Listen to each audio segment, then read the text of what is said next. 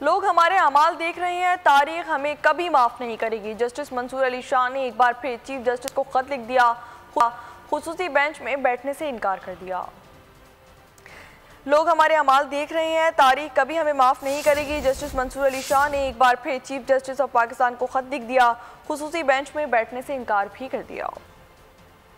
Supreme court के senior जज मंसूर अली शाह ने चीफ जस्टिस काजी फैज ईसा को खत लिख दिया, मखसूस बेंच में बैठने से इनकार कर दिया। जस्टिस मंसूर अली शाह ने मखसूस बेंच में बैठने से माजरत करते हुए कहा कि पहले भी लिखा था, तरमीमी ऑर्डिनेंस पर फुल कोर्ट बैठने तक खुसूसी बेंचेस का हिस्सा नहीं बनूंगा। हम इक्तदार में रहते हुए अक्सर भूल जाते हैं कि लोग हमारे अमाल देख रहे हैं और तारीख कभी माफ नहीं करती। जस्टिस मंसूर अली शाह के खत में सर थॉमस मोर का कौल भी नकल किया गया। सर थॉमस मोर कहते हैं कि जब सियासतदान अवामी फराइज की खातिर ज़मीर को तर्क कर देते हैं तो वो मुल्क की तबाही के मुख्तसर रास्ते पर रहनुमाई करते हैं। खत चीफ जस्टिस को बतौर सरबराह प्रैक्टिस एंड प्रोसीजर कमेटी लिखा गया।